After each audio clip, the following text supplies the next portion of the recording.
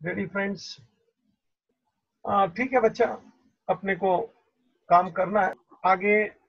अपना topic theoretical plus practical, मैं आज वापस आगे बढ़ूंगा। फिर एक अलग टाइप का थियोरी भी चालू, सामने वाला जो है बाकी था ना उसको भी करूंगा, ताकि ये भी थोड़ा लंबा चले और वो थियोरी वाला भी मैं आगे कर सकूं। कहाँ थे आप? तैयार हो जाओ। Yes sir. कौन सा कोर्स देखा था? इलस्ट्रेशन 2 थर्ड हो गया था, 3 अच्छा, हो गए थे, अब 4th पे चालू है। चलो भाई, पहले हेडिंग पढ़ो तो क्या था? State with reason whether the following are capital और रेवेन्यू एक्सपेंडिचर। आप लोगों को रीजन देना है कि ये कैपिटल है या ये रेवेन्यू है। अभी आपने देख लिया, 2-4 लेक्चर से आपको मैंने बराबर खोपड़ी में डलवा दिया है। और थियरी जरा रिपीट करने का, क्योंकि रीजन है ना, मेरी थियरी से ही बनेगा, पक्की बात है। चल बेटा चालू कर। कौन सा? 4th वाला सर। चल बेटा पढ़। मनी पेड टू महानगर telephone Nigam limited MTNL 8,000 for installing telephone in the office. Money paid to Mahanagar Telephone Nigam Limited (MTNL) rupees 8,000 for installing telephone in the office. बाबू जी, Money हाँ पढ़ ले एक बार और तीसरी बार। Money paid to Mahanagar Telephone Nigam Limited (MTNL) rupees 8,000 for installing telephone in office. भाई साहब, थोड़ा आपको जूने जमाने में लेके जाना पड़ेगा। MTNL वो जमाने में एक 8,000 का टेलीफोन का स्कीम था। उसका नाम था OYT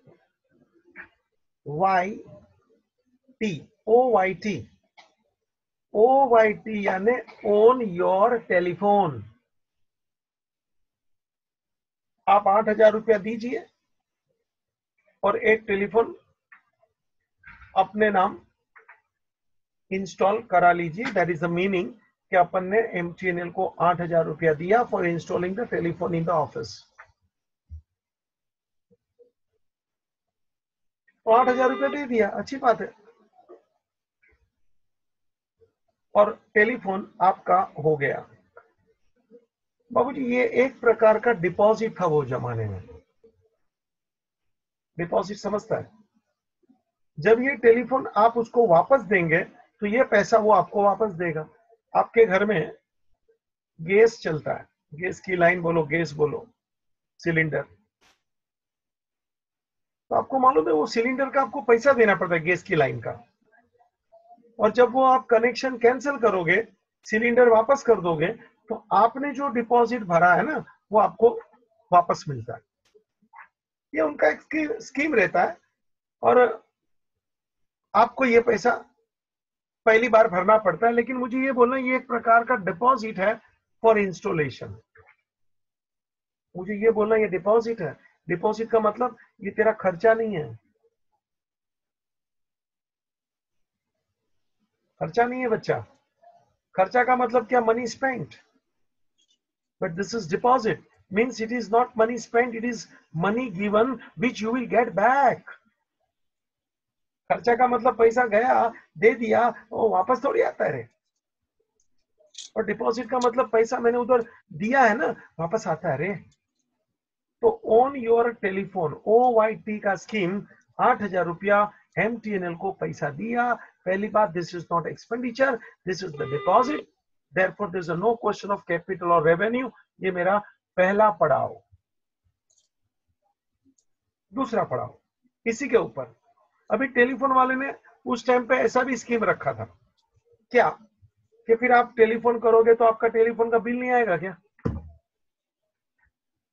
आएगा ना बिल। तो वो बिल का पैसा, तो क्या आप कहो तो वो 8,000 में से हर महीने काट ले, क्योंकि आपका ही पैसा था, आपको वापस मिलना था। और दूसरी बाजू आपको टेलीफोन का बिल भी भरना है यार। क्यों भाई, बिल तो हर महीने भरना पड़ता है ना। तो आपको बोल देते हैं, बोलो बिल भरोगे या 8,000 में से कटवा दोगे, जैसी आपकी मर्जी। ज्यादातर लोग बोलते थे 8,000 में से बिल काट डालो, क्योंकि अपने को फिर वो पैसा भरने का उतना पड़ता ही है, तो 8,000 पहले सेटल हो जाए, सेट ऑफ हो जाए। मतलब क्या हो गया, ये 8,000 रुपया धीरे धीरे बिल में कट जाएगा, एडजस्ट हो जाएगा। यानी 8,000 रुपया का डिपॉजिट आज नहीं तो 2-4 महीना, 6 महीना, 8 महीना, 1 साल, 2 साल में कट होते होते समाप्त हो जाएगा। क्योंकि अपना ही पैसा है, टेलीफोन का बिल भी अपने को ही भरना है, तो ये सेटल हो जावे ना।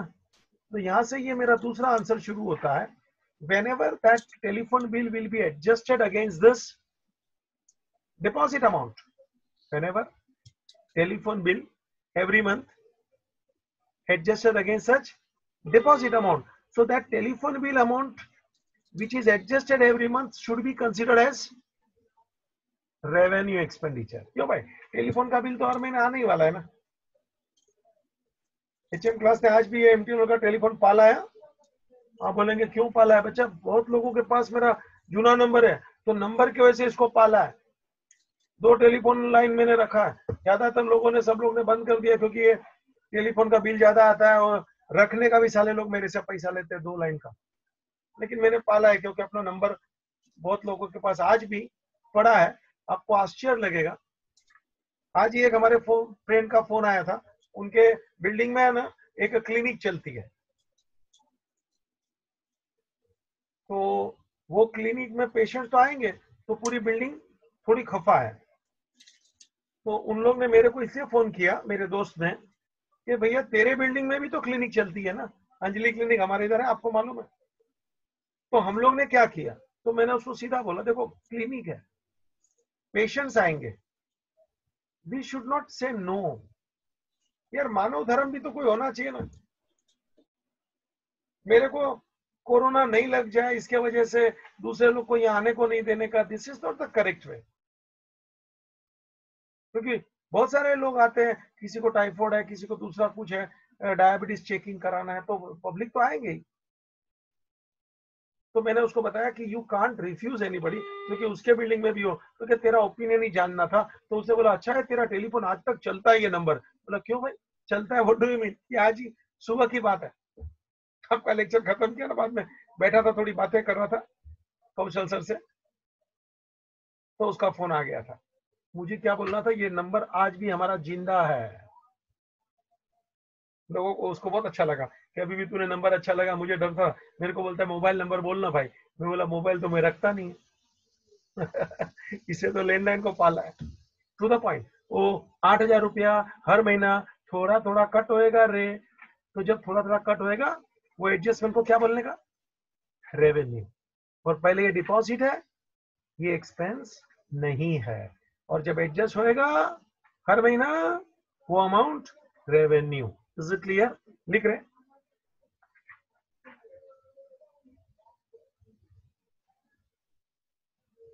deposit given to MTNL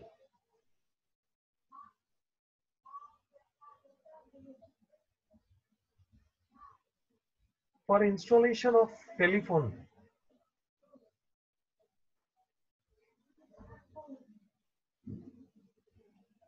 is not expense। पहले तो सुन ले, ये एक्सपेंस नहीं है बच्चा, is not expense।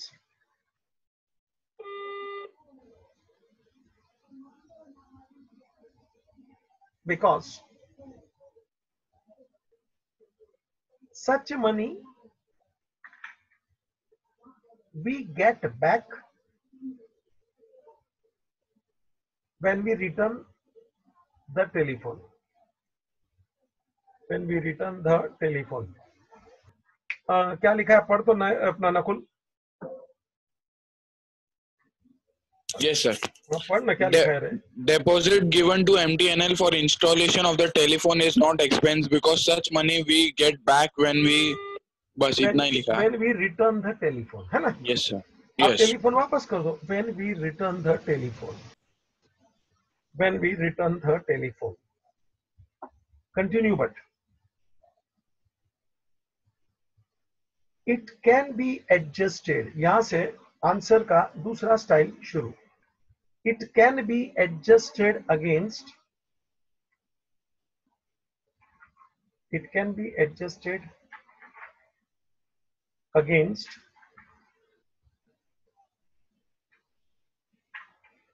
telephone bill of every month. Telephone bill of every month, and hence to that extent,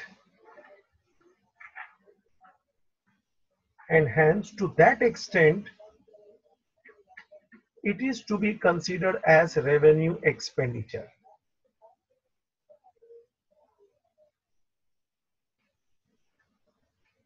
मैंने यहां दो आंसर दिए, मेरा लिखवाने का खत्म हो गया, सुन ले अभी।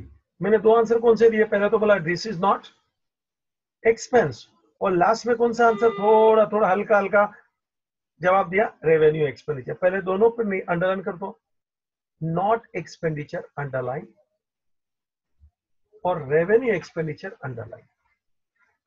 देखो मेरा आंसर का तरीका देखिए, स्टाइल देखिए, मतलब अपने को मालूम होना चाहिए, तब अपन आंसर ठीक से रख सकते हैं ना। चल बच्चा next. A factory shed was constructed at a cost of rupees 1 lakh. A sum of rupees 5,000 had been incurred in the construction of temporary huts for storing building material. A factory shed was constructed at a cost of rupees 1 lakh. A sum of rupees 5,000 had been incurred in the construction of temporary huts for storing building material. A factory shed was constructed at a cost of rupees 1 lakh. A sum of rupees 5,000 had been incurred in the construction of temporary huts for storing building material. मेरे ख्याल से समझ तो गया होगा। देखो हमने factory shade बनाया। फैक्ट्री शेड मतलब एक छोटा सा घर जैसा, जिसमें अपन अपना फैक्ट्री चलाएंगे, वर्कशॉप चलाएंगे, पतरा बतरा लगाना, सीमेंट कंस्ट्रक्शन का काम, ईंट लगाना, जो भी है बनाया। अब जब ये बनता था, ऐसा कंस्ट्रक्शन का काम चालू था, तब भाई साहब सीमेंट आएगा, रेती आएगा, ईंट, ये वो सब कुछ मटेरियल आएगा ना। तो मटेरियल कहाँ रखने का? मान लो बारिश का मौसम है, तो अपन ने क्या किया, पहले छोटा सा हट जैसा बना के रखा कि भाई जो भी सीमेंट आवे, वो रेती वगैरह आवे, ईंट वगैरह आवे, कुछ सलिया बलिया जो भी आवे, तो कि वो जरा एक छोटा सा अपन ने बाजू में हट जैसा बना के रखा, उसमें सब स्टोर करा दो, और रोज कंस्ट्रक्शन का काम चलेगा तो वो स्टोर में से 4 गुनी रेती निकाला, 20 गुनी कुछ रेती निकाला, 4 गुनी सीमेंट निकाला, ऐसा सलिया बलिया निकालो। और जैसे ही वो कंस्ट्रक्शन का काम खत्म हो गया, वो अपन ने हट तोड़ डाला, और वो हट बनाने का, झोपड़ी जैसा बनाने का खर्चा आया था 5,000। मैंने शायद ये सब स्टोरी किया है आगे। बताइए ये 5,000 को क्या बोलेगा? सबसे पूछ रहा हूं भाई। कैपिटल एक्सपेंडिचर है ना, कैपिटल एक्सपेंडिचर। और 1 लाख का जो अपना फैक्ट्री शेड बना है, वो भी कैपिटल एक्सपेंडिचर है, और ये 5,000 को 1 लाख में ऐड करना है। याद आया कि नहीं? Take down please.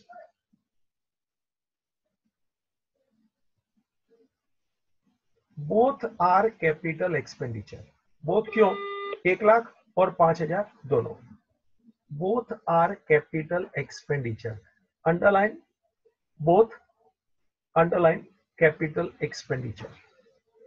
मैं भाषण चालू कर रहा हूं। Next line.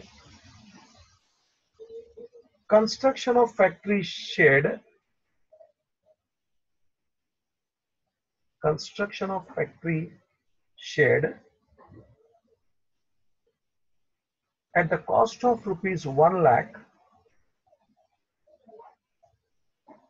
at the cost of rupees 1 lakh, is one type of our fixed asset.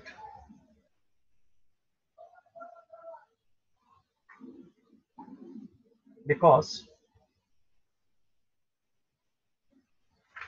it is a type of building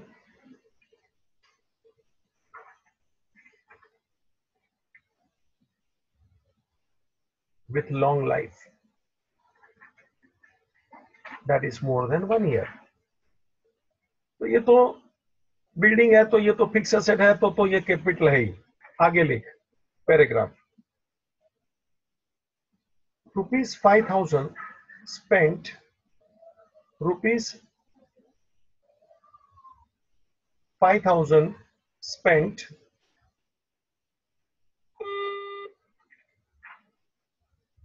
for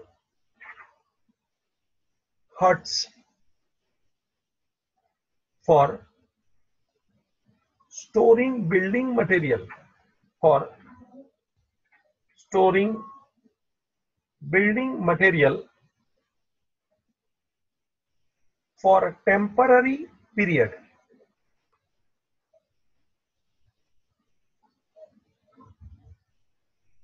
Is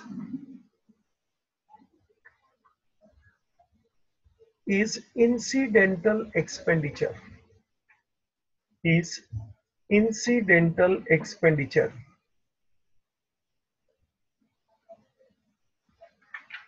To create the fixed asset. To create the fixed asset. It is to be added. It is to be added in the value of factory building.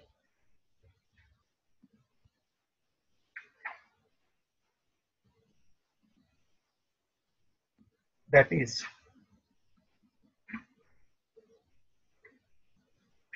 capitalization of expense. That is capitalization of expense.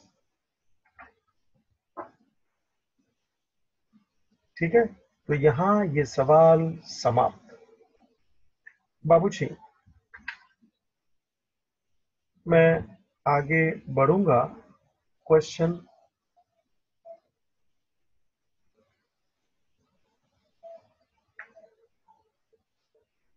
Number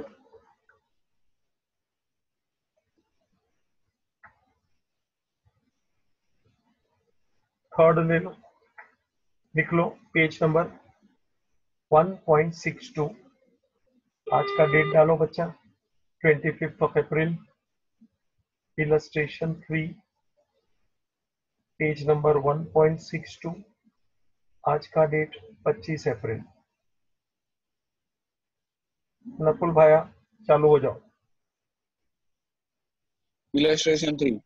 Good Pictures Limited constructs a cinema house and incurs the following expenditure during the first year ending 31st March 2016. Repeat. Goods Picture Limited constructs a cinema house and incurs the following expenditure during the first year ending 31st March 2016. Third time. Good Pictures Limited constructs a cinema house and incurs the following expenditure during the first year ending 31st March 2016. 3 बार पढ़ा के पहले तो तेरे को एक मैंने base दिया है कि इस क्वेश्चन का सर्कमस्टेंसेस अलग है.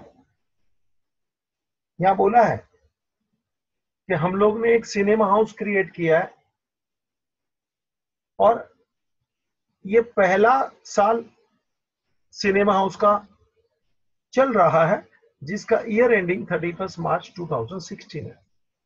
सिनेमा हाउस कंस्ट्रक्ट किया है, सिनेमा हाउस का ये पहला साल है, ईयर एंडिंग 31 मार्च 2016. ये सिचुएशन को ध्यान में रख के आप मुझे आंसर देंगे. सुना बराबर? ईयर एंडिंग 31 मार्च 2016। सिनेमा हाउस, ये मेरा बिजनेस है, फर्स्ट ईयर है और आपके सामने ट्रांजैक्शन मैं दे रहा हूं। ये सिचुएशन को ध्यान में रख के आगे के आंसर देना।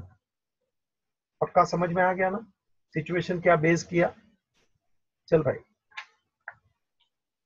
Second hand furniture worth rupees 9,000 was purchased. Repainting of the furniture cost rupees 1,000. The furniture was installed by own workmen. Wages for the beginning rupees 200. Second hand furniture worth rupees 9,000 was purchased. Repainting of the furniture cost rupees 1,000. The furniture was installed by own workmen. Wages for the beginning rupees 200. Being rupees 200. Second hand furniture worth rupees 9,000 was purchased. Repainting of the furniture cost rupees 1,000. The furniture was installed by own workmen. Wages for this began rupees 200. Being Rupees 200. बाबूजी second hand furniture खरीदा, Being. फिर उसका painting colouring करना पड़ता है ना, लोगों को मालूम नहीं पड़े कि ये सेकंड हैंड है, और फिर उसका फिटिंग भी करना पड़ेगा ना। मान लो शोकेस है तो उसका फिटिंग भी मेरे ही वर्कर लोग ने कर दिया, 200 रुपए का उसको मैंने दे दिया, ले भाई चलो हो गया। तो 9,000 का सेकंड हैंड वो लाया, पेंटिंग कलर भी कराया, उसका जो भी पॉलिशिंग करना है, और हमारे ही वर्कर लोग ने फिट कर दिया, 200 रुपए उनको दे दिया। सीधी बात है भैया, मेरा पूरा का पूरा खर्चा कैपिटल एक्सपेंडिचर है। Take down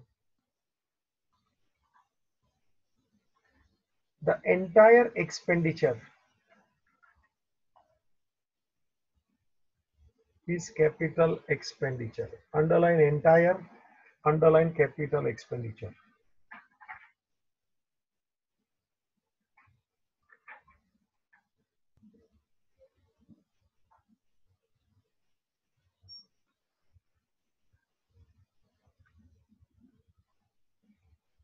Take down further, next line, continue same. Rupees 9,000 for furniture is our fixed asset, है ना, उसका तो लाइफ लॉन्ग है, is our fixed asset, full stop. The amount paid for painting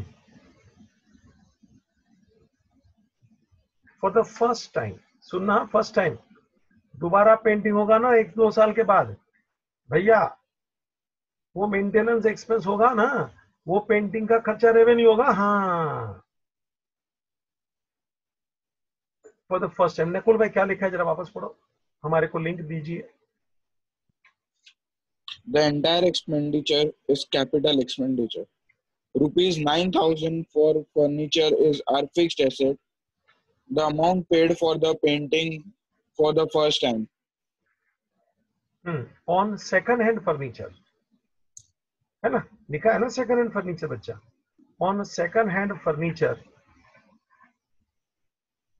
is incidental expenditure. सुनता है क्या रे, पहली बार का खर्चा है ना। Is incidental expenditure which is to be added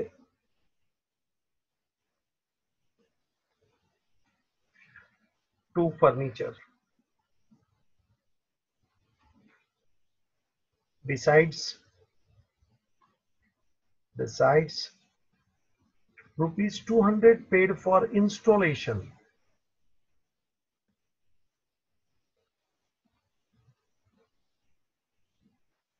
is also incidental expense। क्यों भैया, is also incidental expense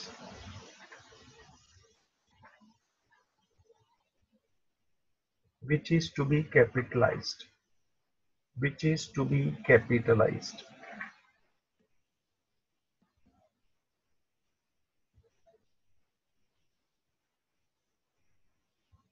and hence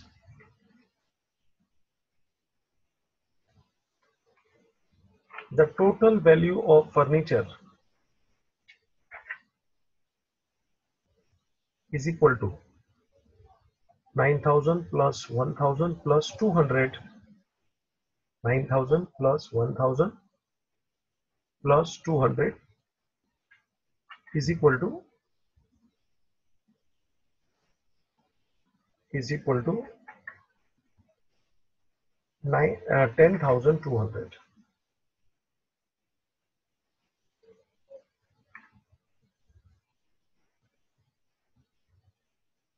चलो सेकंड,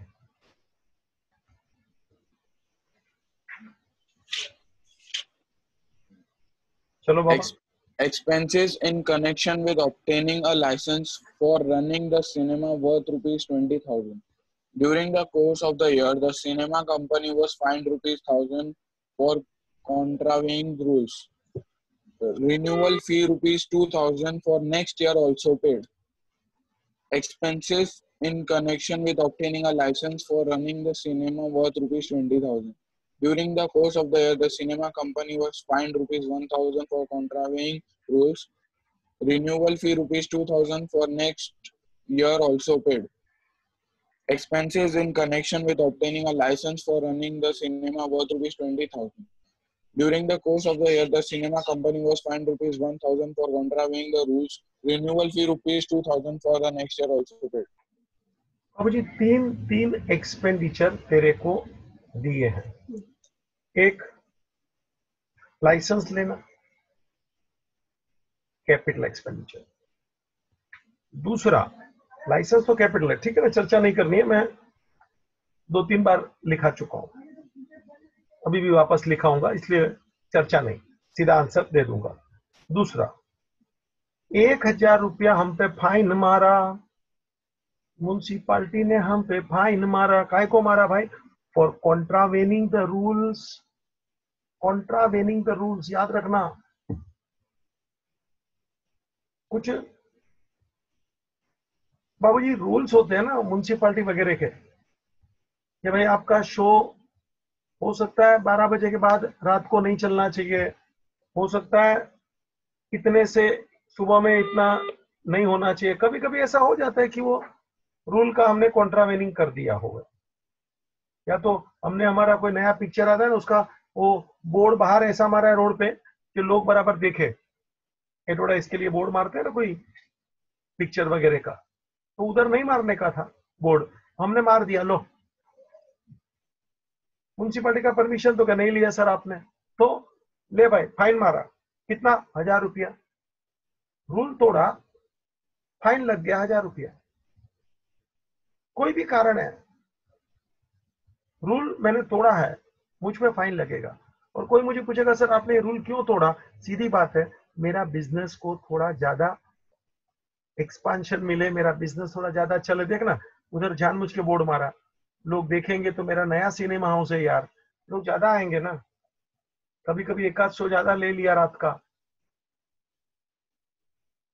ज्यादा पैसा मिलता है। मतलब मेरी इनकम बढ़ाने के लिए वो मैंने रूल तोड़ा है। मैंने ये भी तेरे को लिखाया था थियरी में, याद हो तो। It is 100% revenue expenditure. ये फाइन है, पेनल्टी है, क्योंकि अल्टीमेटली ये हमने फाइन पेनल्टी भरना पड़ा क्योंकि मैंने कानून तोड़ा। और कानून मैंने इसलिए तोड़ा क्योंकि मैं मेरा बिजनेस को बढ़ाना चाहता था जी।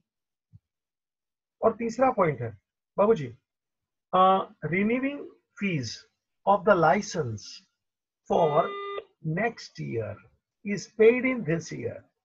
देखो लाइसेंस, ये साल का तो लाइसेंस हो जाता है ना, तो पहले साल का लाइसेंस फी नहीं होता है, क्योंकि उनका जो लाइसेंस का पूरा चार्ज होता है उसमें 1 साल का आ जाता है। लेकिन साल खत्म होने से पहले मैंने अगले साल का, नयन भाई, रिन्यूअल का पैसा भर दिया। लो भाई, तो क्या रिन्यूअल का खर्चा भी मैंने 2,000 रुपया भी भर दिया इसी साल के खत्म होने से पहले, अगले साल का, कि भाई 1 साल का पैसा ले लो before the end of this year. तो 3 एक्सपेंस है, एक licence fee 100% capital, 2 fine revenue, और तीसरा अगले साल का लाइसेंस का रिन्यूअल फी इस साल भरा। पहली बात तो renewal fee is our revenue expenditure, हाँ, मगर सुनना, ये खर्चा इस साल का नहीं है बच्चा, ये रिन्यूअल फीस अगले साल का मैंने इस साल में भरा है, भले ये रेवेन्यू नेचर है लेकिन इस साल का खर्चा नहीं है,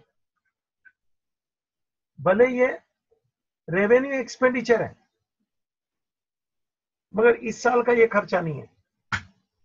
समझ में आता है क्या?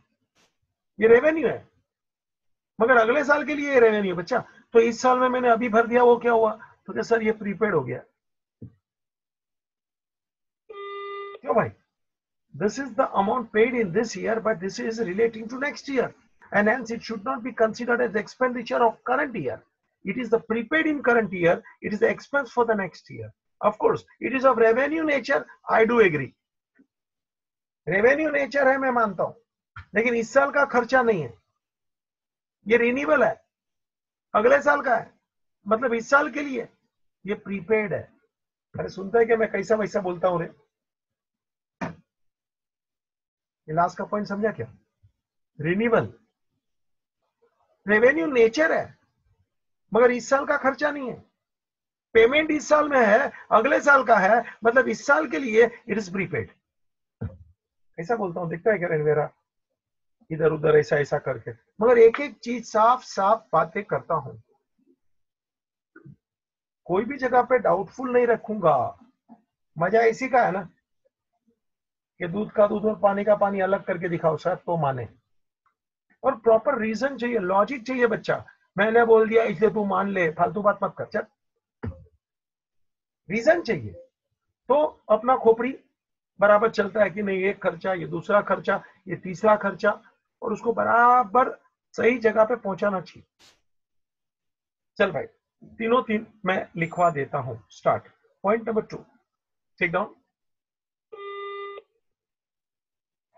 स्मॉल 1 करके लिख, क्योंकि 3 है ना, और तीनों तीन का आंसर का हिसाब अलग है, इसलिए 1 लिख, small 1। Licence obtained for rupees 20,000 is capital expenditure. Underline license, underline capital expenditure। मालूम पड़ना चाहिए ना कि भाई क्या था, क्या आंसर है, और अभी रीजन भी सुनते जा भाई, सुनते जा। Next line, licence is our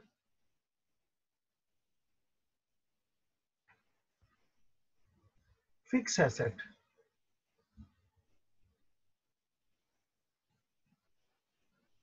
it is one type of permanent benefit। है ना, लॉन्ग टाइम हो गया ना परमानेंट भैया, लाइसेंस रोज रोज नहीं लेना, एक बार ले लो जी।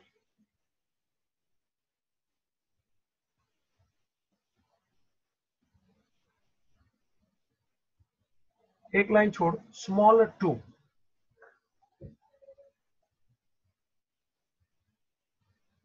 लिख, fine rupees 1,000 for contravening. Contravening है ना तोड़ना, break, contravening rules is revenue expenditure. Underline कहां करेगा बच्चा? फाइन और आंसर रेवेन्यू। समझता है ना? देखो स्टाइल तेरे को समझना चाहिए कि सर क्या बोलने वाला है। चल नीचे रीजन लिख, सच फाइन इज इम्पोज्ड, हमारे पे डाला गया imposed, for breaking some rules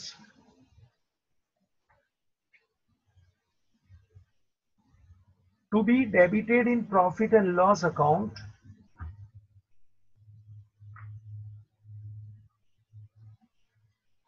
of this year only.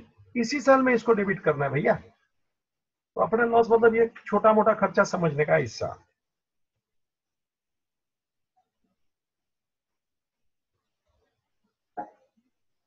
Generally, लिखते जा भाई, generally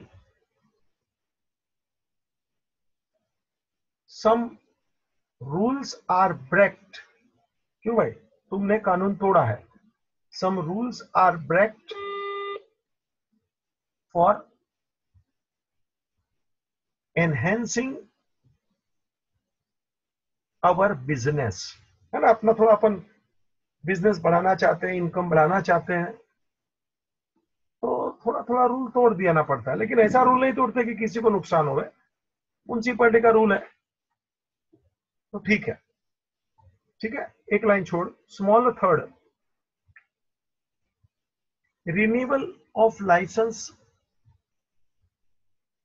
fees ₹2000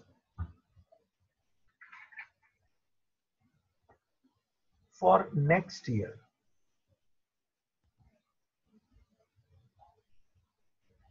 is not expenditure for current year। तो भाई,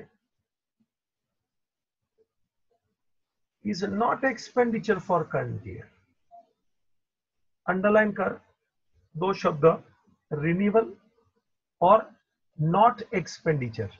ये खर्चा थोड़ी है भैया, ये तो प्रीपेड है। लिखवाता हूं, मगर पहले ये खर्चा नहीं है, ये यकीन कर।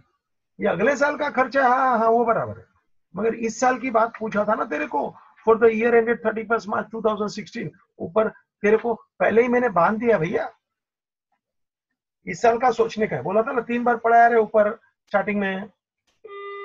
लिख, it is revenue expenditure.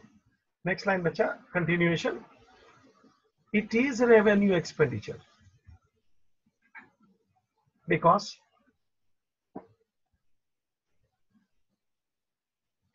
renewal is to be done every year। तो कोई एक साल का खर्चा नहीं, हर साल करना पड़ता है भाई। It is to be done every year, thus it is one type of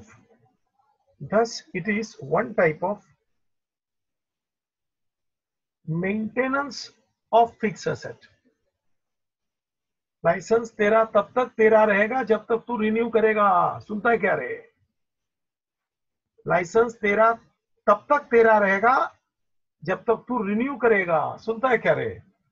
तू बोलेगा मैं रिन्यू नहीं करता, तो लाइसेंस कट भैया, फिर वापस लाइन लगा।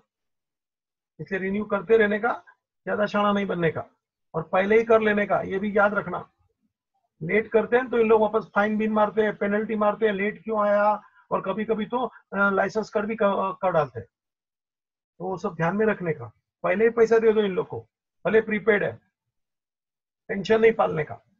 Continue. It is prepaid expense. क्यों भाई? ये प्रीपेड एक्सपेंस है।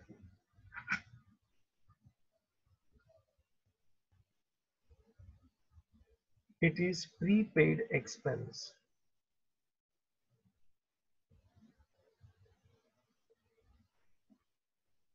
चलो नेक्स्ट सवाल बच्चा। Fire insurance ₹1000 was paid on 1st October 2015 for 1 year. Fire insurance ₹1000 was paid on 1st October 2015 for 1 year. Stop. Fire insurance ऊपर का जरा साल पढ़ तो, अपना ईयर एंडिंग क्या है? 31st March 2016. 31 मार्च 2016। वो तेरे को रेफरेंस ध्यान में रखने के लिए वापस पढ़ाया। ऊपर का अपना साल है, एंडिंग 31 मार्च 16। ये वापस पढ़ रहे अभी। Fire insurance ₹1000 was paid on 1st October 2015 for 1 year. हाँ, यहाँ देखना 1 ईयर के लिए, मगर अक्टूबर से चालू किया रे,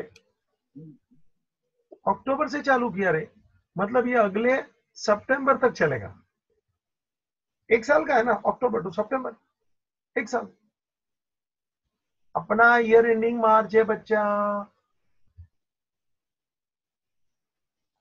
इंश्योरेंस चालू किया अक्टूबर से, अगले अक्टूबर तक जाएगा। लेकिन ये अक्टूबर से अगले अक्टूबर तक जाएगा तो ठीक है, लेकिन बीच में ही तो मार्च आवेगा, साल खत्म हो जाएगा। मतलब अक्टूबर टू मार्च ये खर्चा इस साल का, और बाद में मार्च टू अगेन अक्टूबर वो खर्चा हाफ ईयर नेक्स्ट ईयर, मतलब half year insurance current year, half year next year, total एक साल का है रे। आधा इस साल का, आधा अगले साल में जाएगा, टोटल एक साल का है रे। आधा आधा एक साल, तो आधा जो इस साल का है ना वो एक्सपेंस है रेवेन्यू, और आधा जो अगले साल में जाएगा ना बच्चा वो खर्चा जरूर है मगर इस साल का नहीं, नेक्स्ट ईयर का, इसको बोलेगा प्रीपेड। खर्चा ही है यार, फायर इंश्योरेंस खर्चा है एक साल का, हाँ एक साल का है, लेकिन इस साल में आधा साल का ही आएगा, और आधा साल का तो के अगले साल के लिए है, प्रीपेड है। समझ में आया?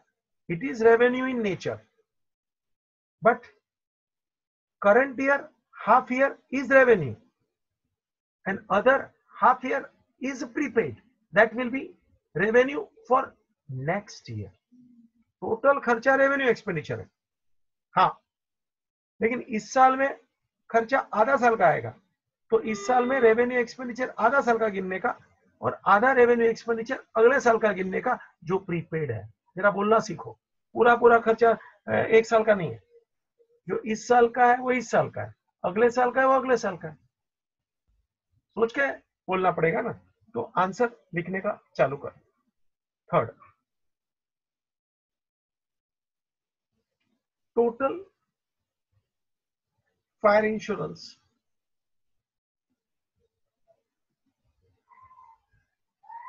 paid from 1st October 2015 to 30th September 2016। 1st October 15 to 30th September 2016, सुनता है क्या रे? साल हो गया ना? That is for 1 year। That is for एक साल का खर्चा है रे। That is for 1 year। Continue। The expenditure which fall in a current year, the expenditure which fall in a current year is to be debited in a profit and loss account of current year, is to be debited in profit and loss account of current year,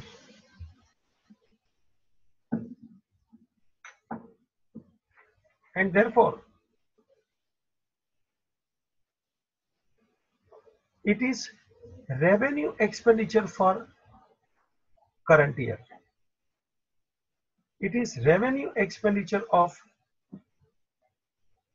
current year, that is rupees 500। सुना? Next line, other half, that is rupees 500 of fire insurance premium is prepaid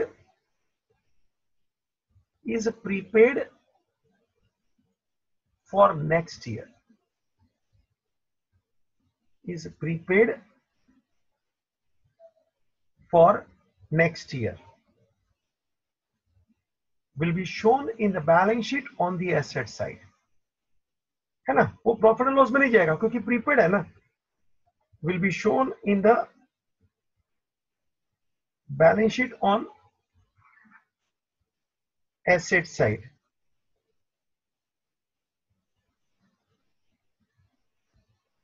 समझ में आया? आधा इस साल का revenue और आधा प्रीपेड, और जो प्रीपेड है वो बैलेंस शीट में जाएगा, हाँ वो उस साल का यानी कि नेक्स्ट ईयर का रेवेन्यू ही है।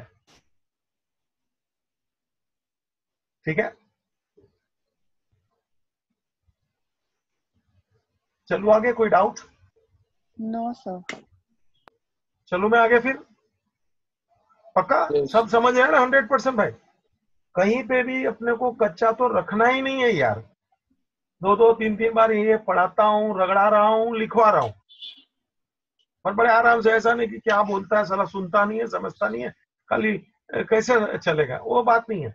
एकदम आराम से 2-2 3-3 4-4 बार पहले पढ़ लो, रगड़ लो, समझ लो, फिर मैं डिस्कशन करूंगा और फिर लिखवा भी लूंगा।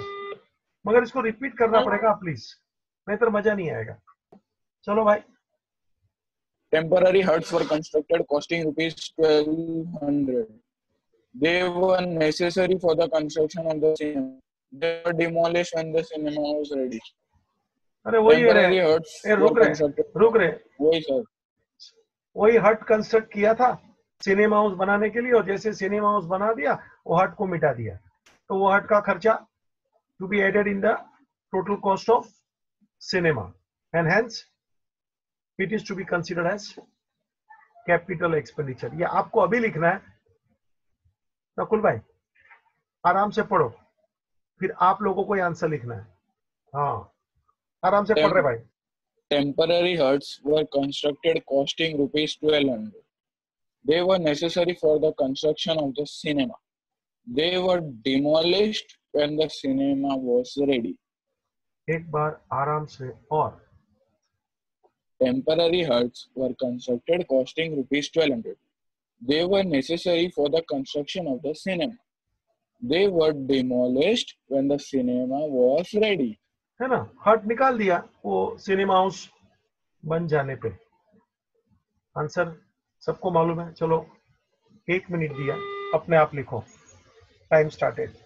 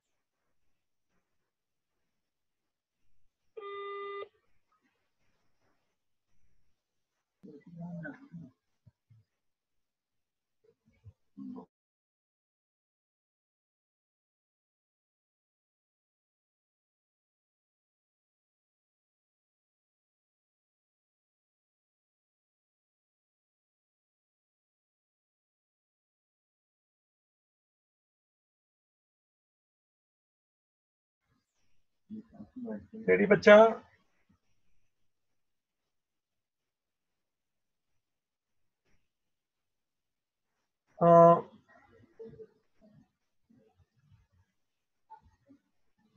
Ready everybody?